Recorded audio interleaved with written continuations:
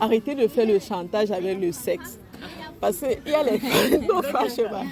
Moi, il y a une qui m'a déjà conseillé comme ça. Il me dit, quand il y a un problème, le dialogue, au lieu de faire le chantage. Parce que quand tu commences à aller sur cette route-là, après demain, tu commences à dire qu'il trompe sur moi et tout. Mais qui l'a poussé dehors? Il faut être d'abord en paix avec soi-même.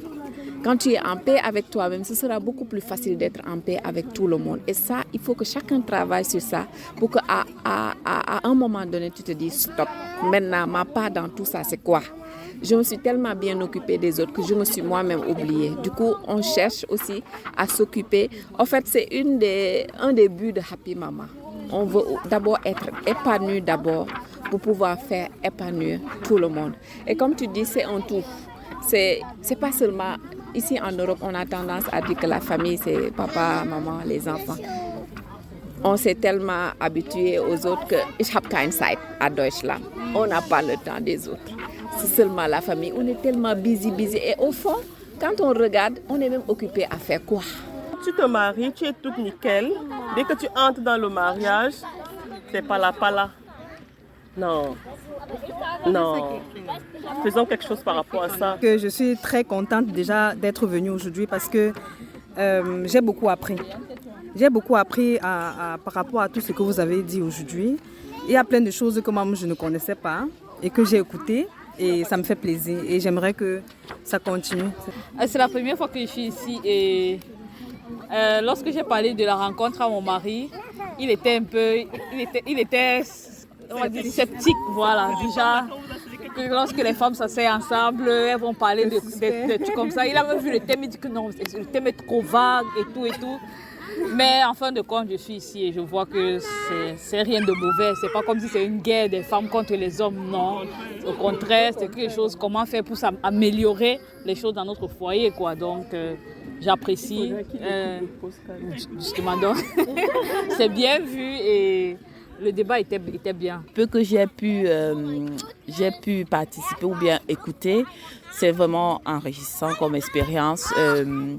On apprend beaucoup. Et ça fait aussi chaud au cœur de voir que les autres mamans rencontrent aussi certaines réalités. Par exemple, dans la communication, l'épanouissement avec l'enfant et tout. Ce sont des thématiques qui nous touchent au quotidien en tant que maman. Et le fait de voir qu'il y a cette déconstruction de nos réalités africaines aussi que d'autres vivent chaque jour face aussi à l'adaptation ici en Europe et tout. C'était vraiment bien en fait. J'ai beaucoup appris et je ne peux que revenir, que ce soit en ligne ou bien physiquement. Merci encore pour l'invitation. Bonjour, bon après-midi ou bonsoir, tout dépend de l'heure à laquelle tu écoutes ce podcast. Nous voici dans un nouveau podcast de Happy Mama. C'est ta première fois chez Happy Mama? Alors installe-toi, je te présente rapidement la chaîne. Happy Mama est une association de femmes de différents horizons, majoritairement africains, qui se rencontrent en ligne via le canal de Zoom pour échanger sur des thèmes touchant à la femme. Le but des rencontres est d'échanger des astuces pour mener à bien leur casquette de femme, de partenaire de vie, de maman et de femme carriériste. Dans la tradition de Happy Mama, les femmes et les enfants se rencontrent en présentiel une fois l'année sous un format pique-nique dans le but de mieux se connaître et surtout de s'amuser. Dans les minutes qui suivent, tu écouteras des mamans donnant leurs avis sur le thème intitulé « Les incontournables d'une femme pour une famille épanouie ». Comme précédemment évoqué, cet échange a été fait lors de notre dernier pique-nique, raison pour laquelle tu écouteras la voix des enfants en fond. Même si nous sommes convaincus que tu comprendras, nous nous en excusons tout de même. Aussi, tu te rendras compte que plusieurs points ont été évoqués sans être détaillés, tout simplement parce qu'ils feront carrément l'objet des rencontres futures. Je profite donc de cette occasion pour t'inviter au prochain échange sur comment efficacement faciliter la communication dans le but d'avoir une relation épanouie. Je te mets toutes les infos en bas de description. Pour y participer, il te suffit d'être une femme africaine et d'envoyer un email à l'adresse mutirapi@gmail.com et tu obtiendras le lien de la rencontre. Je te recommande d'écouter jusqu'à la fin car une synthèse dans laquelle certains éléments ont été ajoutés a été faite. Aussi, certains livres ont été recommandés dans ce sens-là. Une petite astuce pour gagner en temps est d'écouter le podcast pendant que tu fais ta cuisine, ton ménage ou alors dans les transports en commun. Bref, en combinaison avec une tâche qui le permet. Aussi, tu peux accélérer la vitesse de l'audio en configurant la vitesse de lecture à 1,5 ou 1,75. Bon, le thème d'aujourd'hui est intitulé Les incontournables d'une femme pour un foyer épanoui. Honnêtement, j'ai eu beaucoup de mal avec ce thème, surtout quand il fallait modérer. Pourquoi? Parce que c'est un truc assez subjectif, c'est assez relatif vraiment. C'est quoi un foyer épanoui? D'ailleurs, j'ai googlé ce que c'est qu'un foyer épanoui, mais on ne m'a rien proposé. C'est quand on utilisait le terme foyer pour parler de femme au foyer, en fait. Oui. Je me suis rendu compte que dans le thème, ce qu'on aurait dû mettre, c'est pour une famille épanouie. Ouais, c'est ça qui revient quand même. Parce qu'on donne par exemple les secrets d'une famille épanouie et tout ça. Dans mes lectures, je suis tombée sur un article qui disait que il se peut que les femmes qui ne travaillent pas, qui sont femmes au foyer, sont moins épanouies que celles qui travaillent. Et du coup, je me suis demandé, mais moi je pense que ça devait être le contraire. Moi par exemple, je serais contente de rester à la maison, gérer les enfants et m'épanouir quoi. Parce que se lever tout le temps, aller au travail, là, revenir gérer les enfants et tout, c'est pas forcément quelque chose d'évident. Mais il se peut que c'est le cas. Donc la première question que je vais poser c'est: est-ce que vous pensez que l'épanouissement vient du fait de rester à la maison, ou alors le fait qu'on sorte le matin, revenir et s'occuper de sa famille, contribuer à notre épanouissement? Quelque chose, c'est que pour ma part, en sortant, c'est mieux, on s'épanouit beaucoup plus parce que déjà, ça fait passer le temps. Et quand je dis sortir, c'est pour travailler, c'est pas pour sortir et se balader. Et à la fin du mois, quand tu as déjà aussi ton salaire qui te permet de couvrir à tes petits besoins que tu en as, ça fait que tu n'as plus toujours besoin de demander peut-être à l'homme ou à la famille ou à qui que ce soit. Donc, ça fait déjà partie de cet épanouissement-là. Et maintenant, en restant à la maison, tu t'ennuies, même si tu as les enfants, tu t'ennuies à un moment donné parce que non seulement le stress des enfants, tu ne peux pas vivre ça tous les jours et te plaire. Tu vois, donc je pense que, comme je dis, en sortant... Moi, mon cas, par exemple, je suis à la maison et vraiment, c'est fatigant. Je m'ennuie tellement. C'est vrai que j'ai l'enfant, mais je m'ennuie. En fait, j'ai envie de faire autre chose, j'ai envie de penser à autre chose, j'ai envie de sortir, j'ai envie de travailler, j'ai envie vraiment de toucher à autre chose, en fait. Donc, pour moi, en fait, sortir serait l'idéal, quoi. Même si je ne sors pas, je reste à la maison, je fais peut-être le home office et tout, au moins, je sais que je m'occupe en fait avec le travail, avec autre chose et tout. Donc vraiment, c'est toujours mieux de s'occuper, de faire autre chose que peut-être de rester seulement à la maison. Bon, là c'est mon exemple. Ça dépend des personnes plutôt. Parce que pour mon cas, moi j'aurais aimé être comme une princesse à la maison. Si je pourrais avoir tout ce dont j'ai besoin. À la fin du mois, on me tend tout ce dont j'ai besoin. Je me dis que les sorties, ça peut toujours s'arranger. Quand on a des amis, de temps en temps, on programme, on sort. Mais pour mieux faire la différence, il faut vivre les deux expériences, je pense. J'ai eu à rester à la maison aussi pendant un certain temps. Je comprends ce que vous dites. À la longue, ça devient pesant si on reste tout simplement à la maison. Mais si on s'organise, surtout que de nos jours, avec même YouTube, tu peux même découvrir tes propres talents. Il y a des gens qui ont appris à faire la pâtisserie, d'autres ont appris à faire mieux la cuisine, à coudre, ou bien même à faire leur propre business. Je pense que si tu es créatrice et que tu t'organises beaucoup et que tu as des amis qui, de temps en temps, tu programmes avec eux des sorties, ça peut aller. Mais si tu es du genre que quand tu restes vraiment, tu n'as pratiquement pas d'activité, je comprends, c'est très pesant. Et d'autre part, sortir, travailler, cela nous permet aussi de rencontrer d'autres gens et d'être aussi au diapason de ce qui se passe dehors. Parce que quand tu es à la maison aussi, tu es un peu coupé du monde si tu ne sais pas là où aller chercher l'information. C'est pourquoi je dis que c'est relatif. Quand tu sais t'organiser et que tu t'y plais bien de rester à la maison, ça peut ne pas être ennuyant pour certaines personnes. Mais pour d'autres, c'est très pesant. Si tu ne fais pratiquement pas rien, bref. On aurait tous aimé sortir, avoir les contacts avec les gens, discuter, découvrir d'autres choses. Moi, c'est ce que Parfois, tu te dis j'aimerais. que aller au boulot ou bien avoir une activité, ça te permet d'être épanoui et tout. Oui, c'est vrai, ça passe parfois. Mais je pense que tout dépend aussi de ton compagnon, de la manière dont vous voyez les choses ensemble. Parfois, tu peux être femme au foyer et tu es tout à fait épanoui aussi. Ça veut dire qu'en journée, tu prends soin de tes enfants et tu as le temps aussi, tu réussis à avoir aussi du temps pour toi et sortir, aller faire autre chose. Du coup, quand la femme est épanouie, le foyer est épanoui.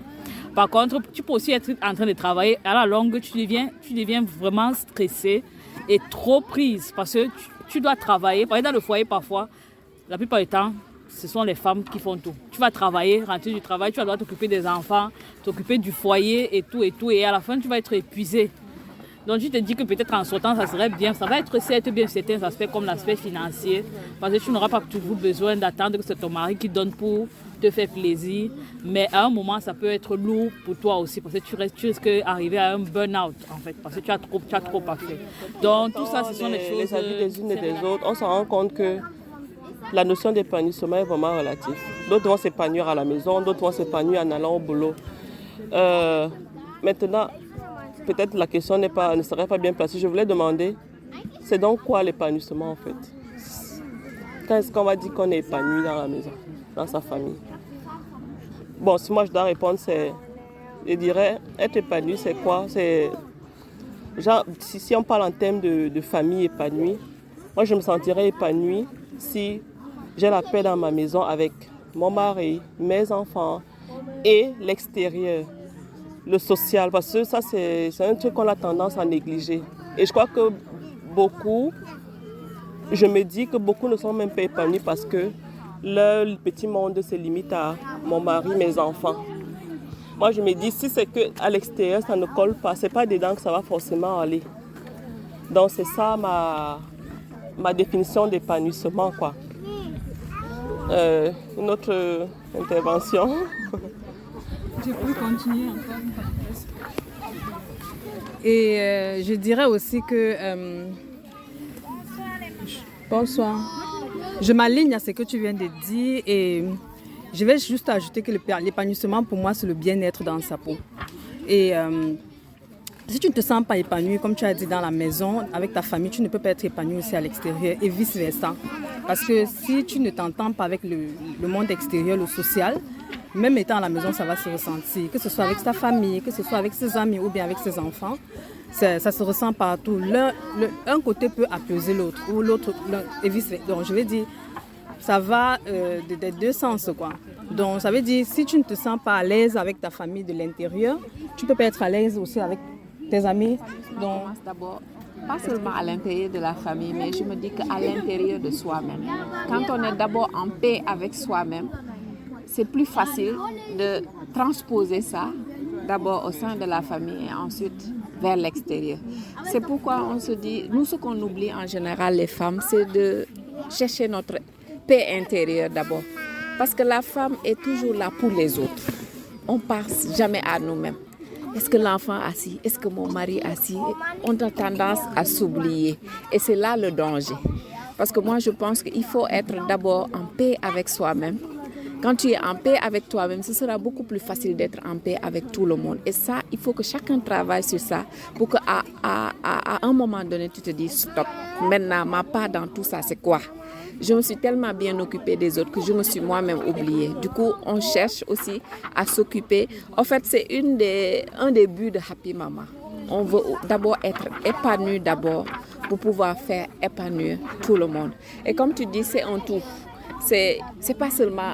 Ici en Europe, on a tendance à dire que la famille, c'est papa, maman, les enfants. On s'est tellement habitué aux autres que ich habe keine Zeit à Deutschland. On n'a pas le temps des autres. C'est seulement la famille. On est tellement busy. Et au fond, quand on regarde, on est même occupé à faire quoi? C'est ça que je me demande chaque fois. Chaque fois que quelqu'un dit j'ai pas le temps, j'essaie d'analyser ce que je fais. Je me dis mais j'ai pas le temps, pourquoi? Parce que le temps, ça je cherche. Si tu mets ça dans ton programme et tu sais que ça tu dois faire tu vas forcément impliquer ça dans ton programme et c'est important de ne pas s'oublier et de ne pas oublier les autres aussi. Ne pas seulement se focaliser sur papa, maman et les enfants. Parce que quand ça ne va pas avec papa, tu as besoin de parler avec quelqu'un. Et si tu t'étais enfermé dans ton cocon intérieur, là, tu vas t'adresser à qui? Et là, tu vas te sentir seul dans ton univers et facilement tu as la dépression. C'est pourquoi c'est important pour moi de s'ouvrir aux autres, d'essayer d'avoir quelque part où tu pourras parfois extérioriser tes ressentiments intérieurs quand il y a la joie comme quand il y a aussi des problèmes. Pour moi, c'est ça, c'est un tout. Ouais, tu parlais de temps tout à l'heure, là, les gens sont occupés. Je te disais l'autre jour que les gens sont tellement occupés que je me suis demandé que mais c'est sûr que moi j'ai un problème, mais de toute façon les gens sont occupés, là, il faut que je m'occupe. Tu voulais parler de Je disais en fait que je vais plutôt poser une question. Je peux, non? Vous avez parlé d'être bien dans sa peau, d'être en paix et tout. L'autre, là, je comprends, mais comment faire pour être bien dans sa peau? Être en paix, parce que peut-être moi je ne comprends pas bien ce que vous voulez dire. Je dirais que chercher à faire des choses ou alors à penser aux choses positives. Ça, c'est ma façon de voir comment faire pour être bien dans sa peau. Donc, faire des choses positives, penser des choses positives, rendre ton entourage heureux et ça va toi-même te rendre heureux. Pour moi, c'est ça.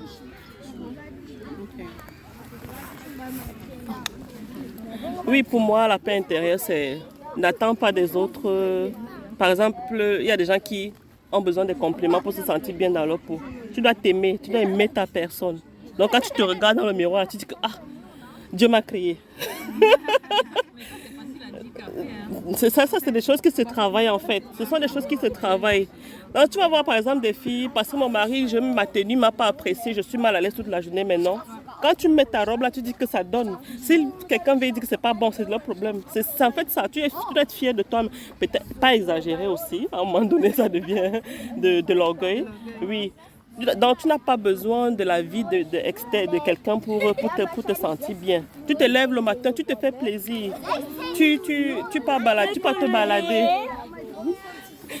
Tu vas te balader seul, c'est important parce qu'on a toujours ce truc-là, les enfants, le mari, il faut préparer. À un moment, tu laisses un peu tout. Tu prends ton air. Tu te lèves, tu pars te faire des massages, tu te mets ton vernis, tu fais ton sport, tu es tranquille, quoi. Donc, ce n'est pas toujours l'enfant qui va te préoccuper, l'esprit ou bien le mari. Et moi, je me dis, si tu n'as pas ça, tu ne peux pas transmettre ça aux autres. Oui, ça c'est clair.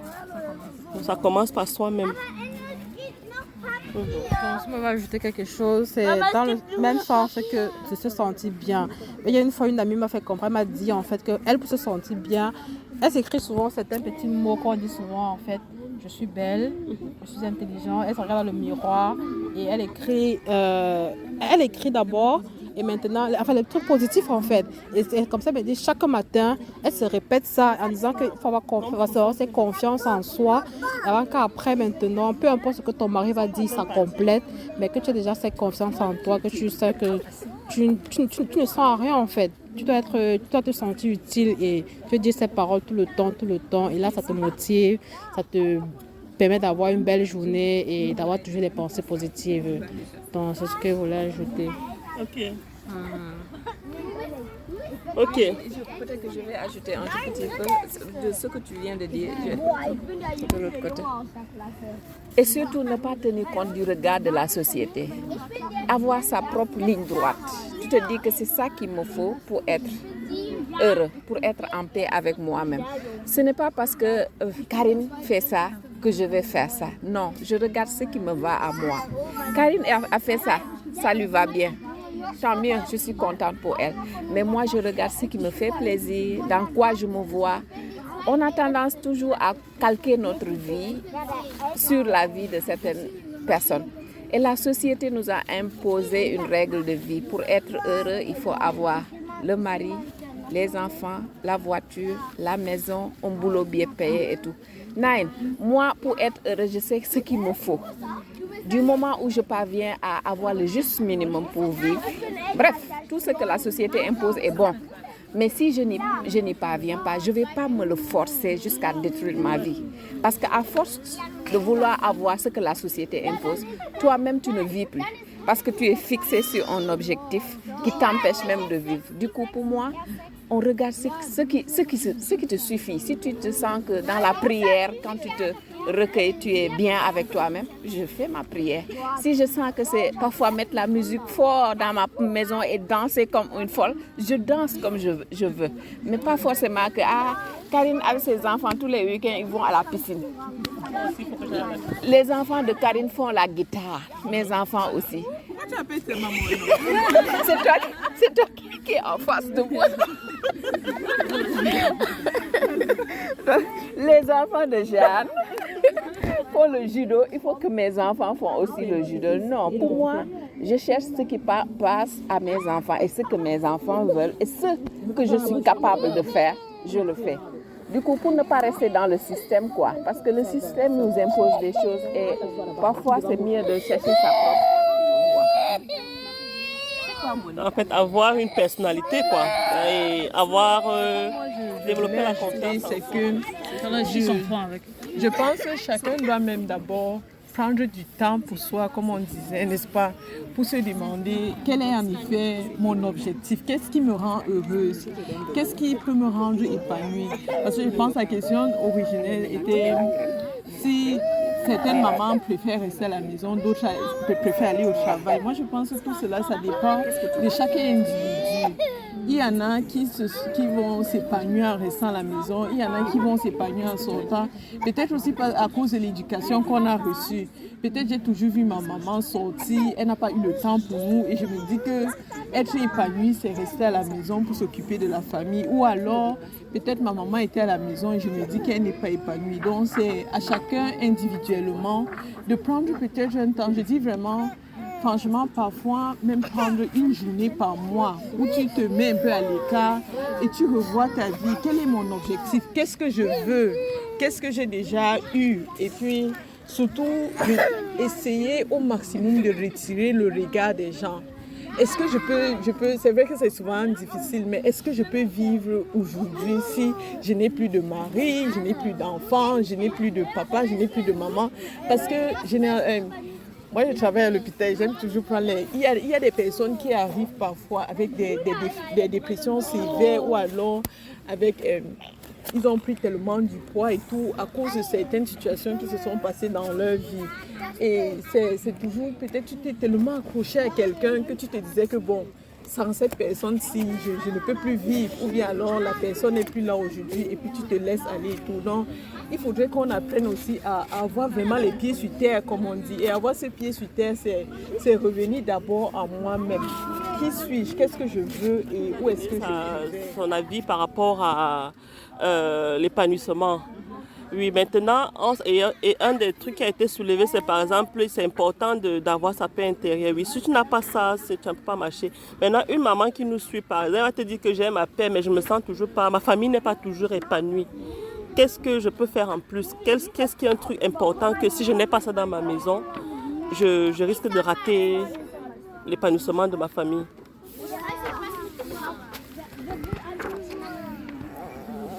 Pour ma part, après avoir fait une rétrospective, parce que tu te connais déjà assez bien, tu sais ce qu'il te faut pour être épanoui. Tu dois savoir t'adapter maintenant à ton foyer. Ça veut dire que tu t'adaptes à ton compagnon, tu t'adaptes à tes enfants. Ça veut dire que tu es épanoui personnellement. Maintenant, qu'est-ce que tu fais pour que ton mari et tes enfants soient aussi épanouis? Donc, tu dois savoir aussi les mettre aussi en avant, en fait. Ne pas être complètement égoïste et dire que non, si moi je suis épanouie, ça suffit. Dans ce cas, ça ne va pas, ça ne suffit pas pour un foyer, ça ne peut pas suffire. Ça veut dire que tu dois aussi savoir écouter, être à l'écoute de ton mari et essayer de faire en sorte que tout se passe bien. Pareil pour les enfants aussi. Donc, c'est comme ça que moi je vois pour que le foyer soit plus épanoui.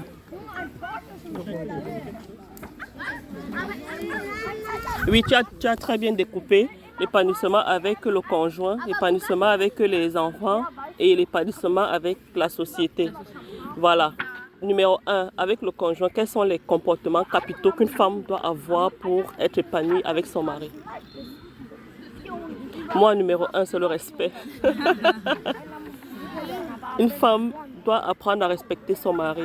J'insiste, je parle de ça parce que il y a des femmes, quand elles ont peut-être trop fréquenté, elles sont arrivées, je ne sais pas où, elles croient qu'elles sont arrivées. Donc du coup, ou bien quand elle travaille quelque part, elle a un salaire un peu plus que son mari, elle te dit, je suis une femme indépendante. Parce que cette histoire de femme indépendante, là même, il faut qu'on ait un débat là-dessus. On arrive ici, on devient indépendante. Pour moi, c'est numéro 1. Une femme doit apprendre à respecter son mari. Par respect, je veux dire être à l'écoute et l'écouter, essayer de le comprendre, demander son avis sur tout ce qu'elle a fait. Et là, je vais amener l'honnêteté. Il faut que les femmes soient honnêtes. Parce qu'il y a beaucoup de femmes, tu vas voir, nous sommes dans le couple. Peut-être si dans la gestion des finances, par exemple, j'envoie l'argent à n'importe qui au pays sans demander l'avis de mon mari. Moi, personnellement, je trouve que ce n'est pas correct. Il faut être honnête dans le couple. Ouais, je vais d'abord m'arrêter là pour le moment. Il doit être moins au courant, c'est ça. Ouais, c'est la première chose que moi, c'est un truc que je vais donner. Quelqu'un d'autre va ajouter quelque chose? Oui, ce que tu dis est capital, le respect. Et le respect doit aussi être mutuel. Et je me dis que si on respecte l'autre, l'autre aura même... Ce sera un réflexe pour lui aussi. Parce qu'ici, s'il se rend compte que tu lui donnes de l'importance, là, il saura aussi te traiter. Tout à fait. Et je pense que nous, en tant que femmes, nous sommes les moteurs de la maison. Parce que les hommes sont très... c'est un défaut... Ben, je ne dirais pas que c'est un défaut, mais c'est leur nature. Les hommes veulent se voir au-dessus. Et nous, ben, notre force, c'est de les laisser devant, tout simplement. Même si on sait qu'il est dans l'erreur, nous savons toujours, on le laisse d'abord dans son erreur et après, on saura quand même le faire descendre de son nuage. Mais tout, lui laisser le chemin, parce qu'ils veulent ça. Et particulièrement nos hommes qui viennent d'Afrique, c'est ce qu'ils ont vécu avec leurs parents. Maman n'avait pas le droit à la parole, bien que les choses ont évolué.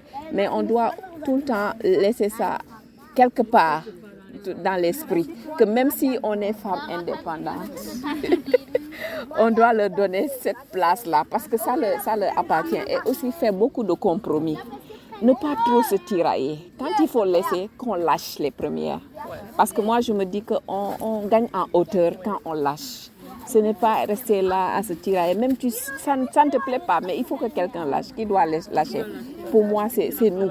C'est nous.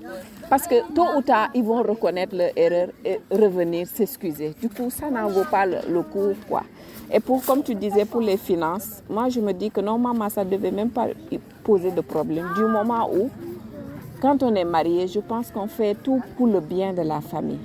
Normalement, si je gagne 2 fois plus que mon mari, je me dis que la fin du mois, on pose l'argent sur la table, on fait les frais, chacun dit son problème. Bref, c'est quand ça commence à avoir les cachotteries que je fais les choses en douce. Et ça, c'est l'honnêteté dont tu parlais. C'est important que chacun soit au courant de ce que l'autre fait dans la maison. Parce que je me prends un exemple. Je verrais ça très mal que mon mari envoie de l'argent à sa cousine. Même s'il n'y a rien entre eux, je vais devoir penser à quelque chose. Pour moi, dès qu'il y a cachotterie, il y a quelque anguille sous roche. C'est pourquoi j'aurais préféré qu'on mette tout sur la table et que chacun sache ce que l'autre fait pour que les choses puissent marcher bien dans la famille. Merci.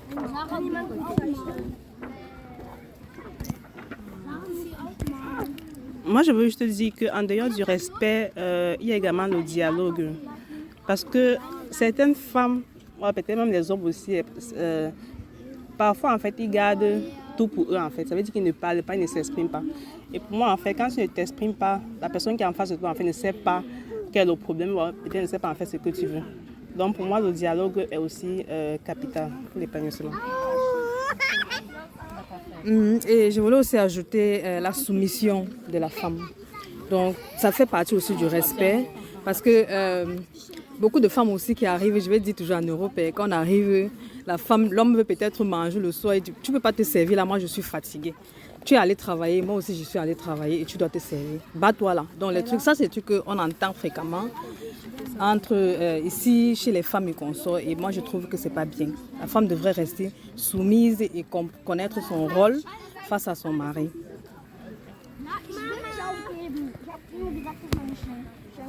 Oui, elle a parlé de quelque chose de très important, le lâcher prise.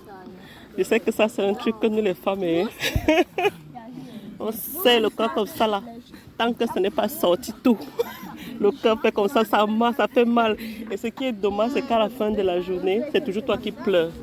Tu viens même comme ça là, tu te plains d'un truc, lui il est passé dessus depuis.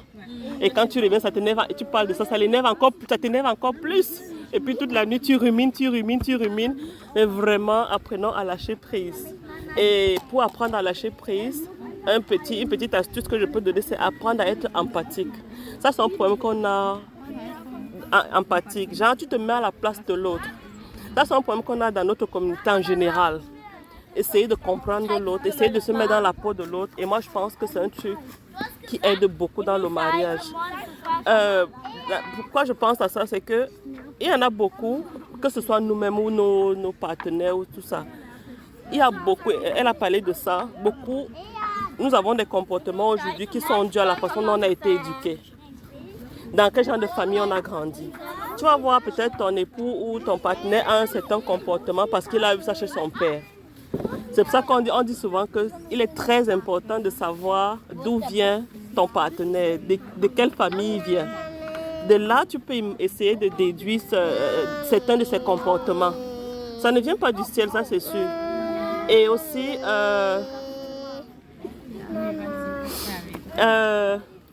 perdu le fil. De savoir d'où il vient et... je voulais dire quelque chose de très important.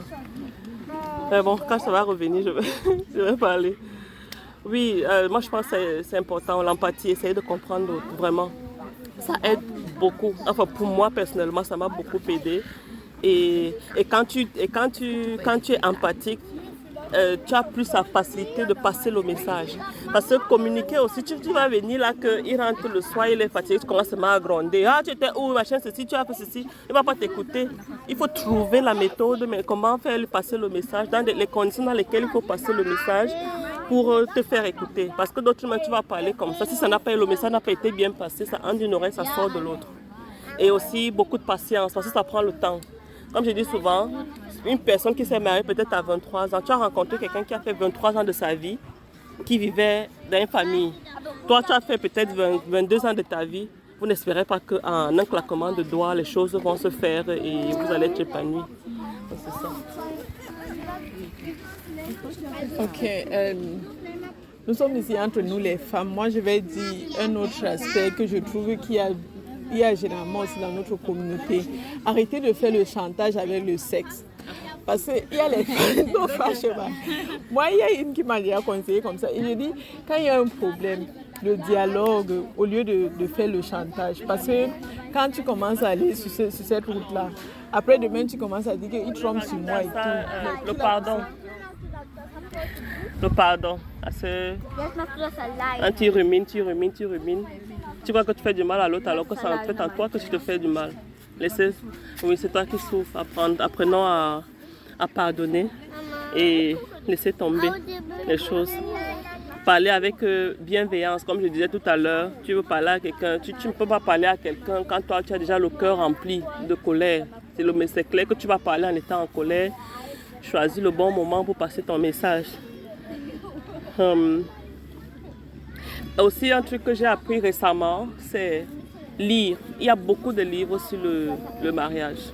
Beaucoup de livres qui aident beaucoup dans la psychologie du mariage, dans la vie de famille.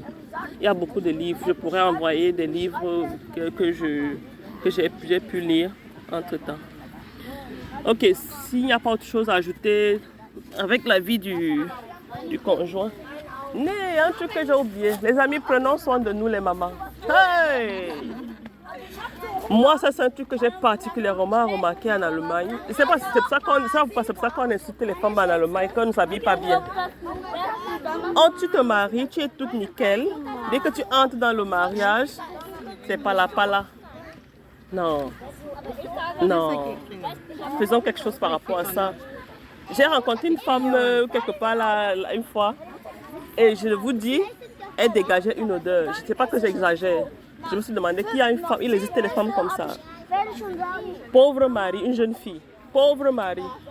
Et puis quand tu vas regarder dehors, tu vas te plaindre. Moi, je pense que ce sont des trucs que c'est vraiment capital. Ouais. Oui, maintenant avec les enfants. Comment être épanoui avec nos enfants? Et qu'une d'autre par la part.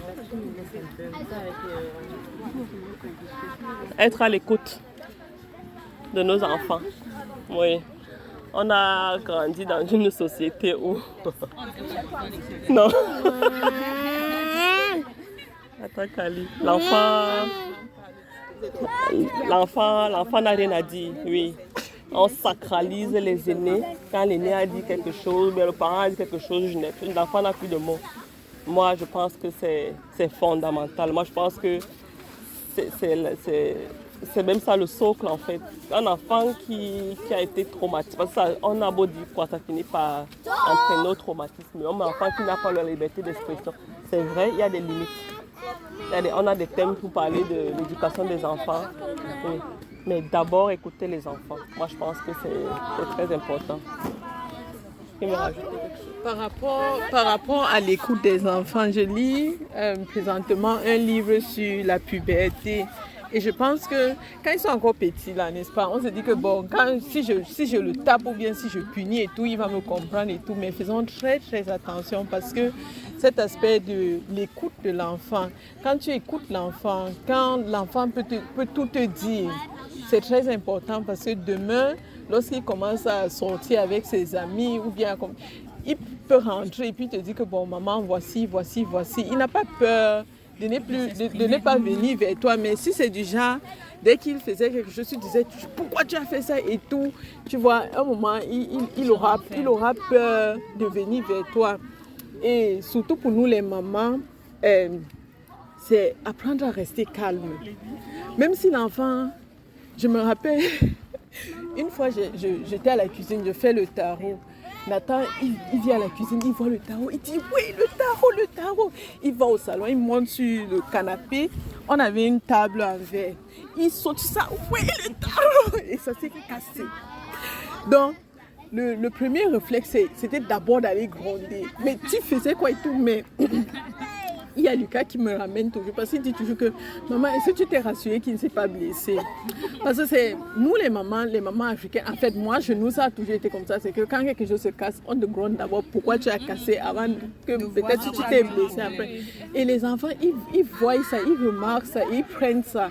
Donc, apprenons peut-être à qu'un enfant fasse une bêtise, surtout quand il revient vers toi pour te dire que bon, maman, voici, j'ai fait telle chose. Tu ne dis pas, c'est comme ça que tu es et tout, mais tu acceptes même d'abord, tu dis d'abord que d'accord, j'ai compris, et peut-être plus tard, tu le reproches par rapport.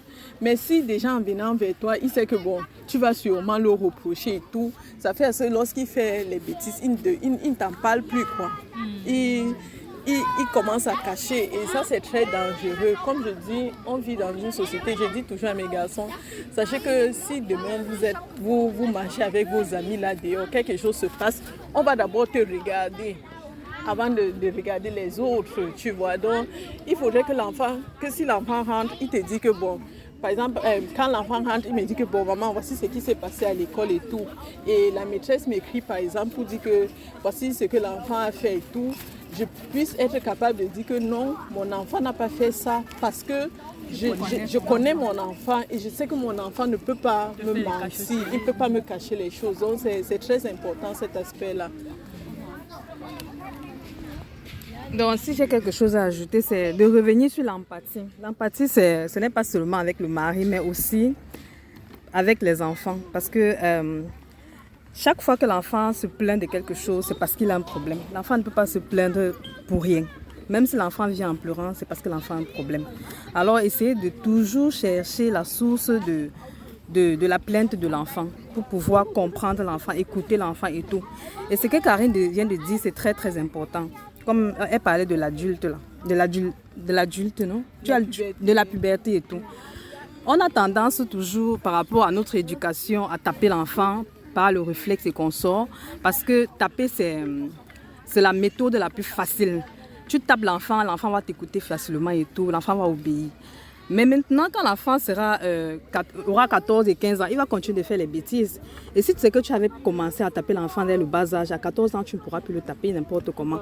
Alors, ce qui vient donc s'ajouter la communication. La communication est très importante avec l'enfant parce que en communiquant avec l'enfant, comme Karine venait de dire, tu essaies de connaître ton enfant, tu essaies de connaître ce que ton enfant veut. Et l'enfant en même temps connaît qui tu es, vous apprenez à vous connaître parce que quand tu nais l'enfant, nulle personne ne connaît l'autre. L'enfant est nouveau-né, vous apprenez aussi à vous connaître comme ton mari. Tu viens de rencontrer ton mari, vous vous connaissez. C'est pareil avec l'enfant. Donc vous vous comprenez et maintenant si l'enfant sait qu'il peut déjà vraiment te faire confiance, quelle qu'en soit la bêtise que l'enfant fera, l'enfant viendra te dire parce que l'enfant te fait confiance. Alors c'est de savoir déjà bâtir cette relation de confiance avec l'enfant pour pouvoir vivre en paix, en harmonie avec l'enfant. C'est ce que je voulais ajouter. Bon, moi ce que je voulais dire c'est que pour moi, quand on parle des incontournables, des incontournables d'une femme, pour l'épanouissement dans son foyer, donc par rapport à l'enfant, pour moi, je pense que la femme passe toujours là-dedans même, par rapport à l'enfant. Parce que tant qu'une femme n'est pas stable dans sa tête, elle ne peut pas rendre l'enfant épanoui. Moi, c'est ma perception. Ça veut dire que même au niveau de l'enfant, la femme doit... Parce qu'on a souvent cette habitude par rapport aussi à l'Afrique. Ça veut dire quoi? Et même pas seulement à l'Afrique, peut-être aussi en Europe. Je parle de l'Afrique parce que bon, par rapport au continent, mais le plus souvent, on se dit, je dois être une femme parfaite. Je dois faire ceci, je dois être une mère parfaite. Et dans la recherche de cette perfection-là, on se perd. Ça veut dire qu'à un moment, on se met à craquer. À force de rechercher une perfection, on commence à craquer et on se met à faire des gaffes.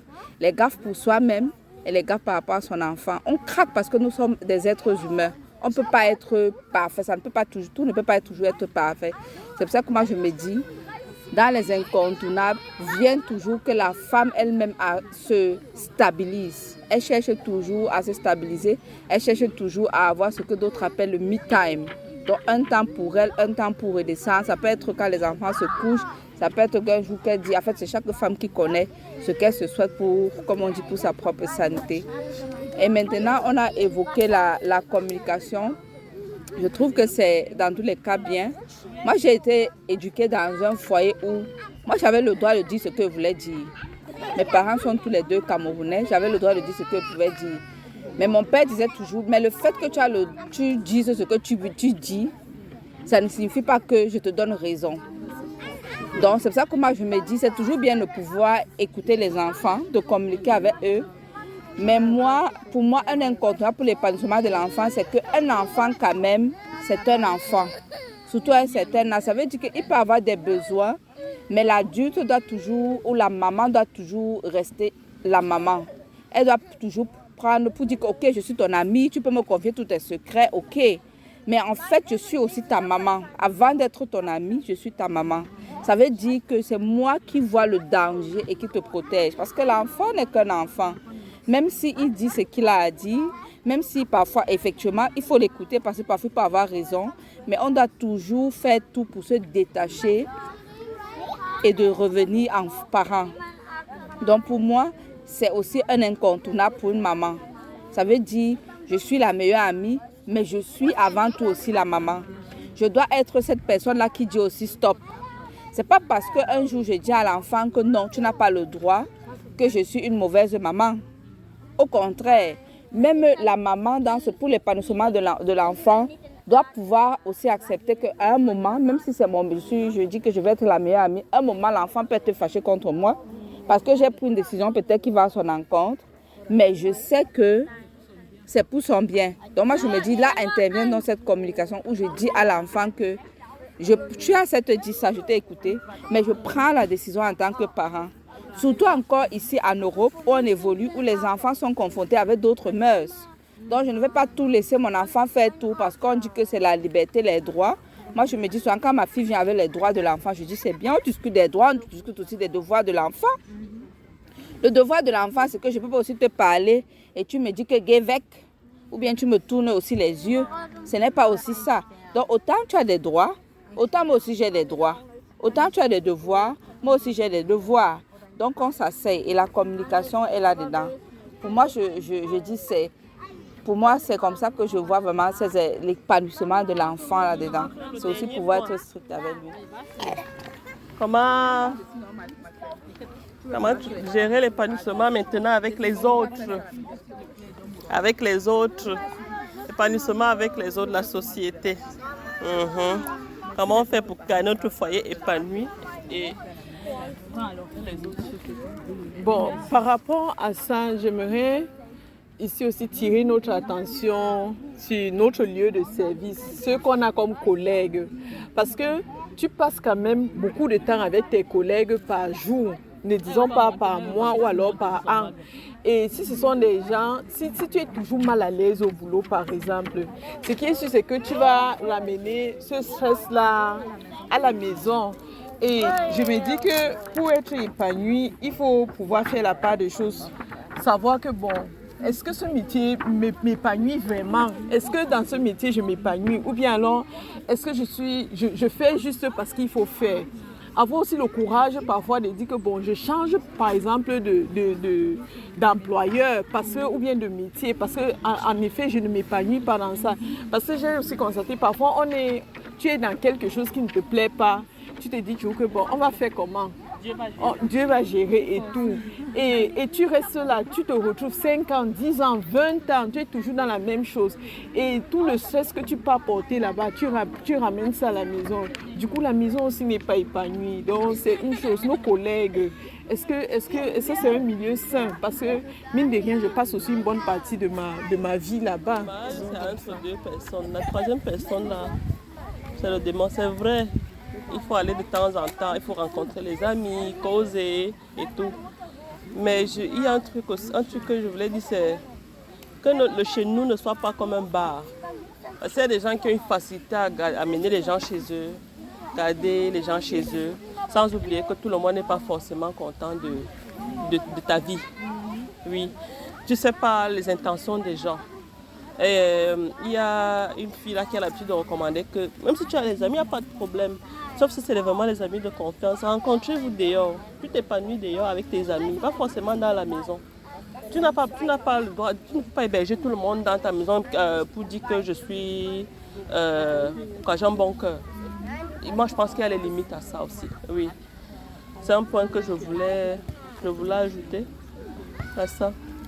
Et vraiment, causer avec les gens, ne pas se limiter à son cocon, mon mari, mes enfants.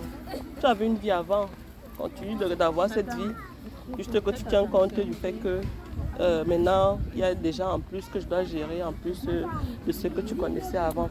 Il y a des filles, elles se marient, on n'entend plus parler d'elles, parce qu'elle a eu le mari et les enfants.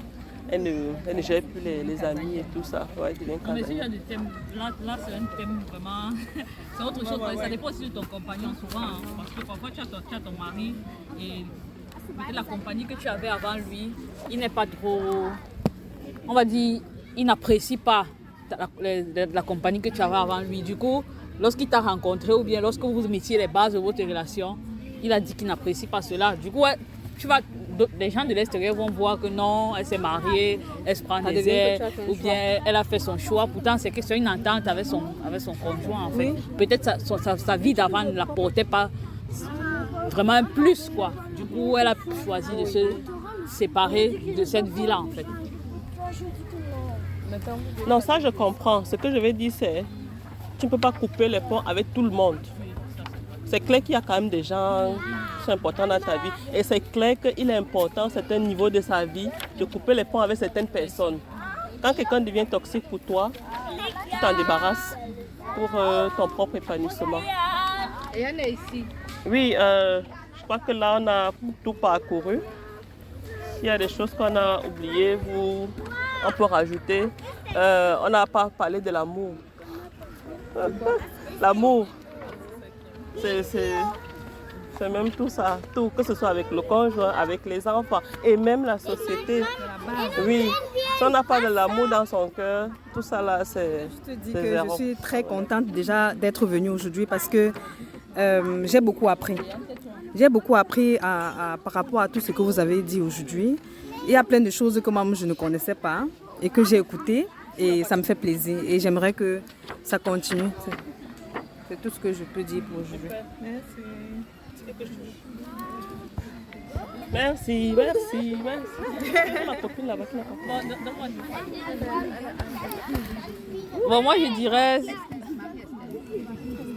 c'est la première fois que je suis ici et lorsque j'ai parlé de la rencontre à mon mari, il était un peu, on va dire, sceptique, voilà, déjà. Que lorsque les femmes s'asseyent ensemble, elles vont parler de trucs comme ça. Il a même vu le thème, il dit que non, le thème est trop vague et tout et tout. Mais en fin de compte, je suis ici et je vois que c'est rien de mauvais. C'est pas comme si c'est une guerre des femmes contre les hommes, non. Au contraire, c'est quelque chose, comment faire pour améliorer les choses dans notre foyer, quoi. Donc, j'apprécie. Justement, donc, c'est bien vu et le débat était bien. Ça a rapporté, on a appris, on a beaucoup appris, donc c'est encourageant.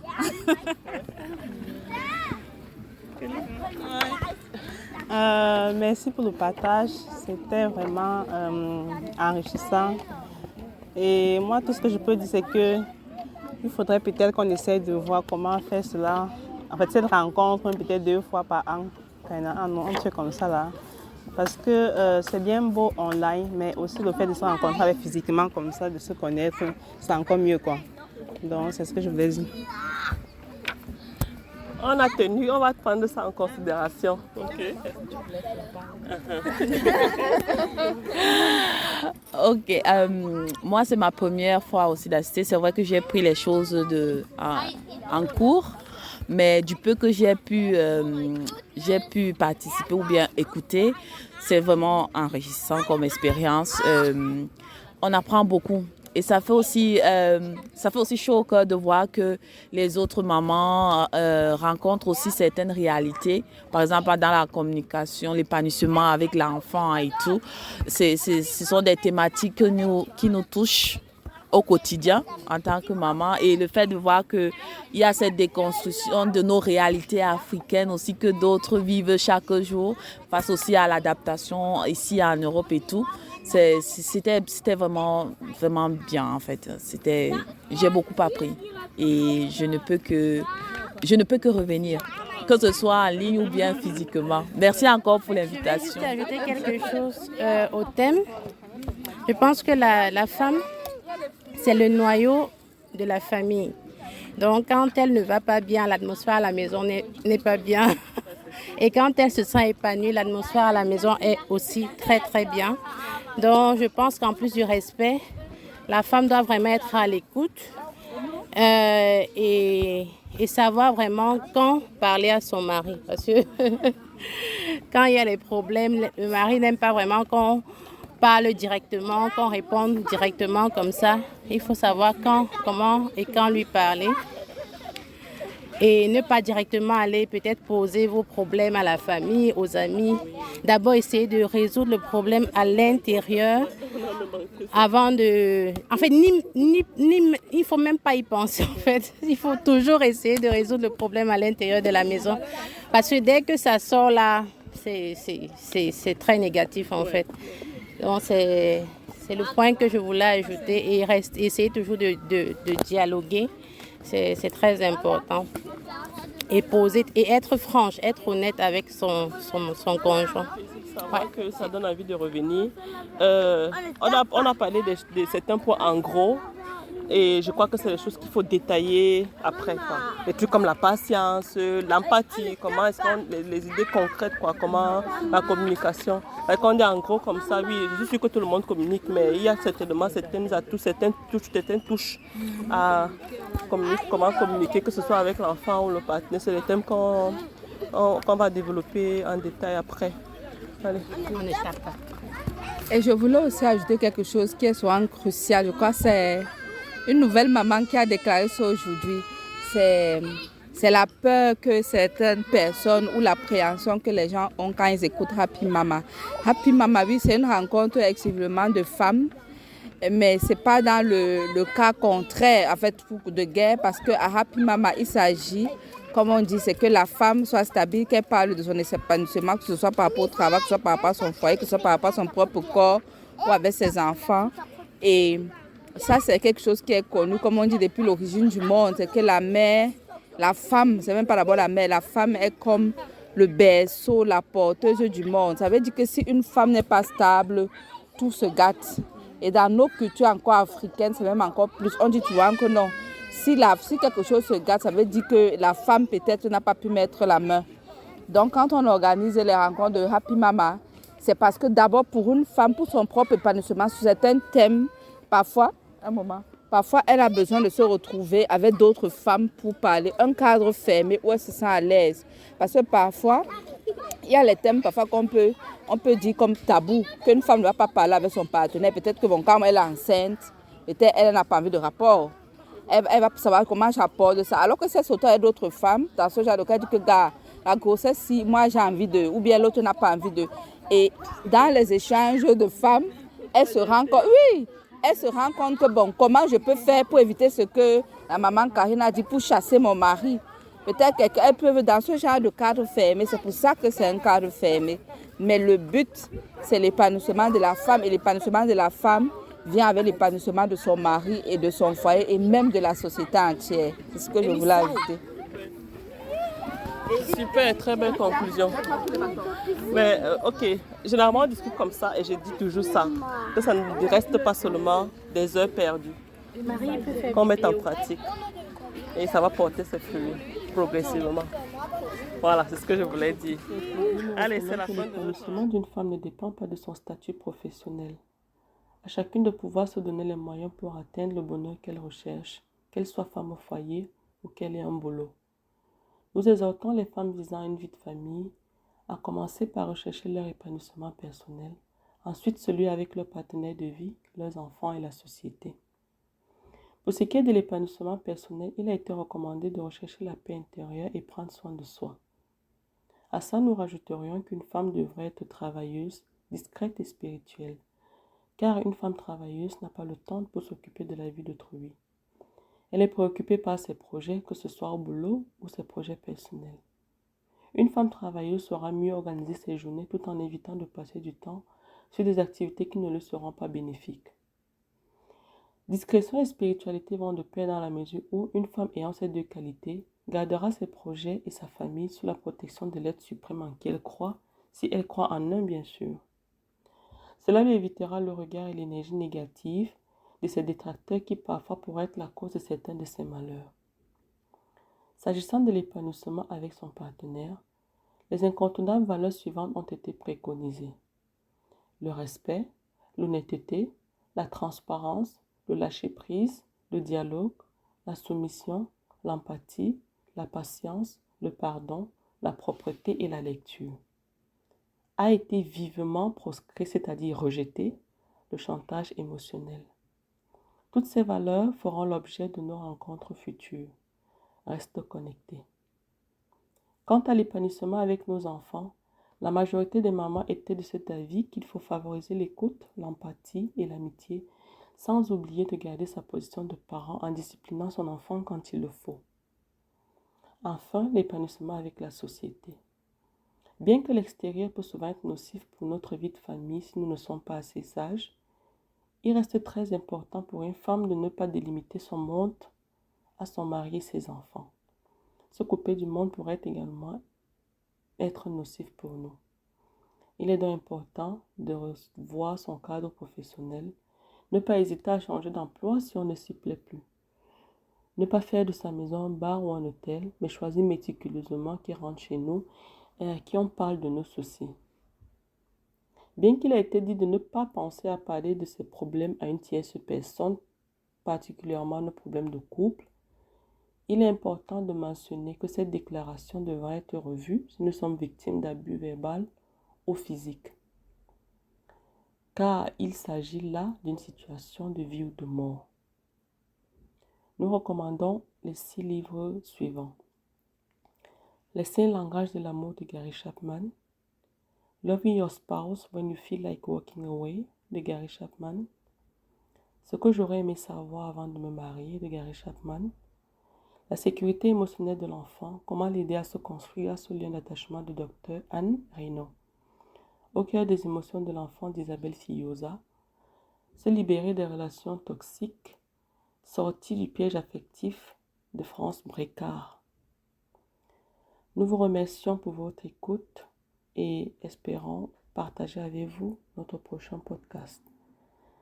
Bye bye.